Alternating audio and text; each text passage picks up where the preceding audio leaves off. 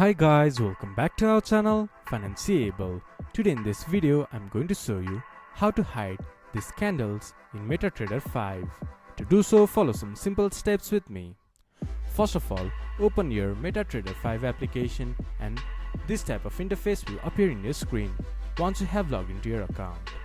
Then if you want to hide the candles in the chart, you can just choose another type of chart, like you can choose line chart.